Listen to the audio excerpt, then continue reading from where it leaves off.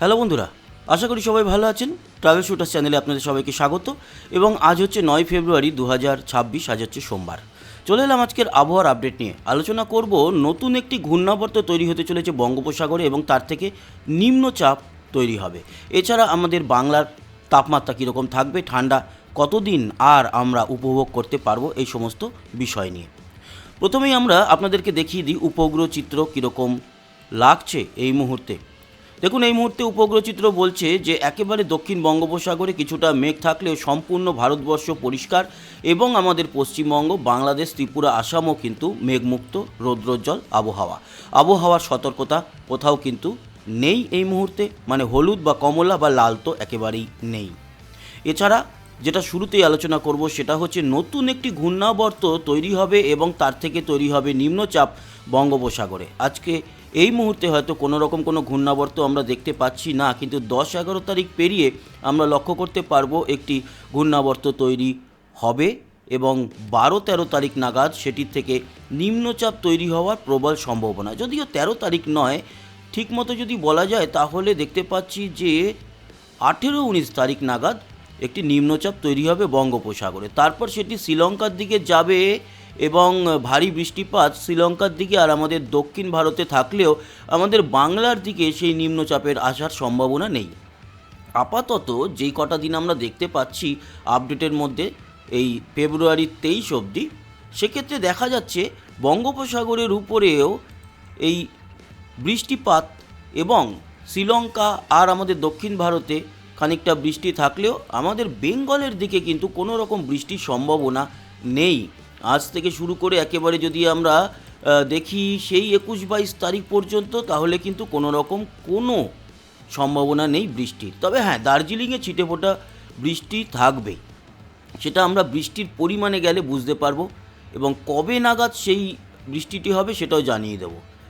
লক্ষ্য করা যাচ্ছে যে বৃহস্পতিবার 12 তারিখ 13 তারিখের দিকে দার্জিলিংয়ে খানিকটা বৃষ্টি আছে, সিকিম গ্যাংটকের দিকে বৃষ্টি আছে, কিন্তু আমাদের পশ্চিমবঙ্গ একেবারেই পরিষ্কার থাকবে। উত্তরবঙ্গ, দক্ষিণবঙ্গ, দার্জিলিং ছাড়া বাকি সমস্ত জেলাগুলি, বাংলাদেশের সমস্ত জেলা উপজেলা পরিষ্কার থাকবে।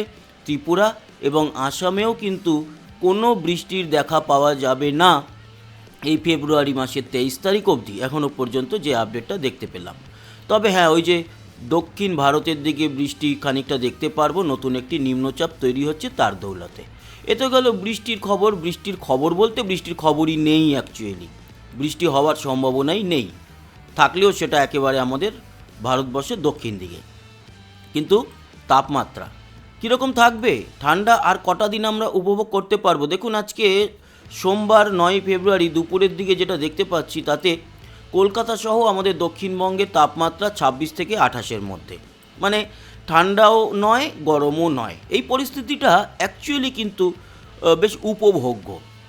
এছাড়া আমরা যদি মালদা থেকে দেখি, তাহলে মালদা ও দিনাজপুরে 26-27-এর মতোই রয়েছে।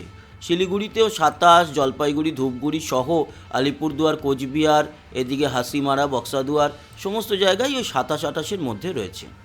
দার্জিলিং 17।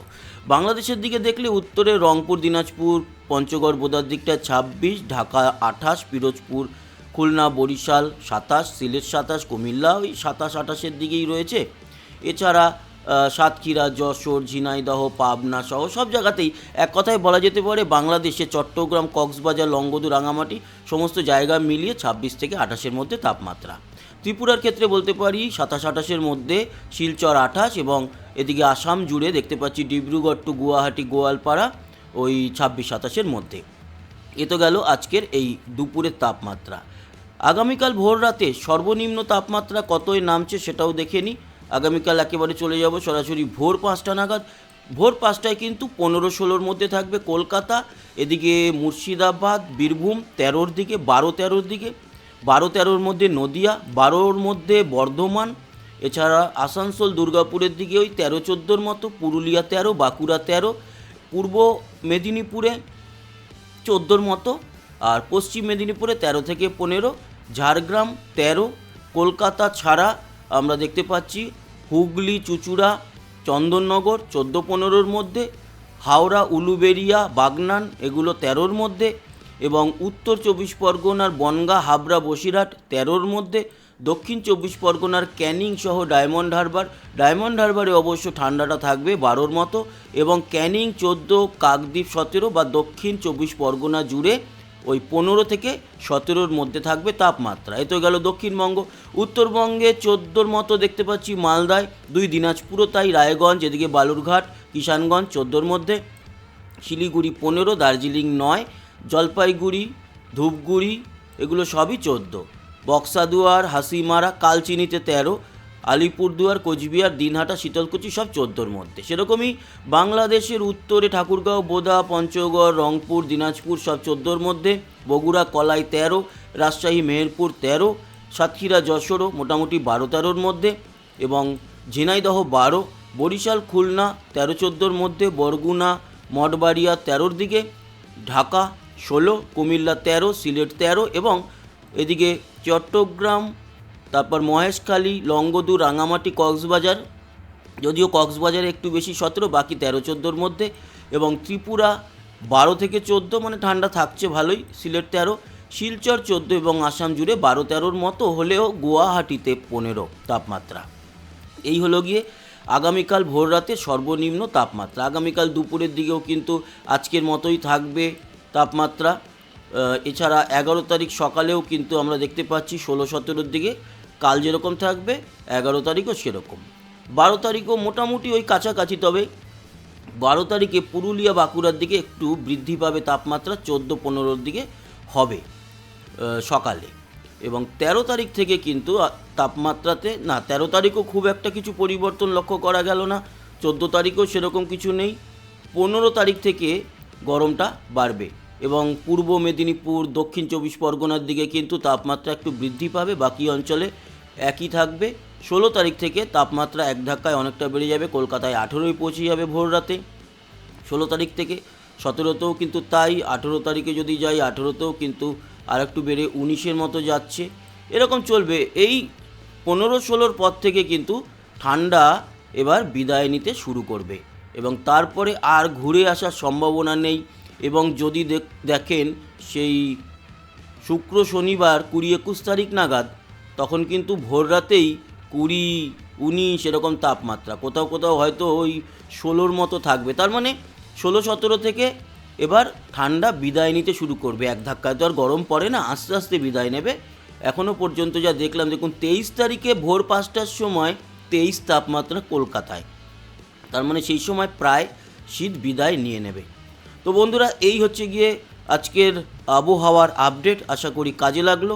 কুয়াশাটা একবার দেখে নিই, কুয়াশাজনিত কারণে দৃষ্টিমান্যতার সমস্যা হবে কি না।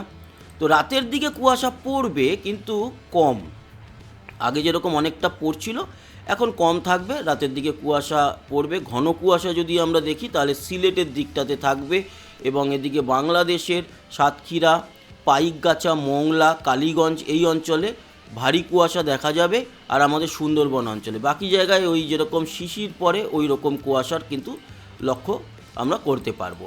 এবং এই দিনগুলো এখন এরকমই, তারপর আস্তে আস্তে তো শীত বিদায় নেবে, তখন কুয়াশাটাও বিদায় নেবে। তবে এই ফেব্রুয়ারির শেষের দিকে গিয়ে ত্রিপুরা, তারপর চট্টগ্রাম, কক্সবাজার এই অঞ্চলে কিন্তু ভারী কুয়াশা লক্ষ্য করতে পারছি, যদিও অনেক দেরি আছে, পরবর্তী সময় সেই আপডেট আবারও দেব। তো এই ছিল আজকের আবহাওয়ার খবর, আশা করি কাজে লাগলো। সবাই ভালো থাকবেন, সুস্থ থাকবেন, আবার দেখা হবে, টাটা।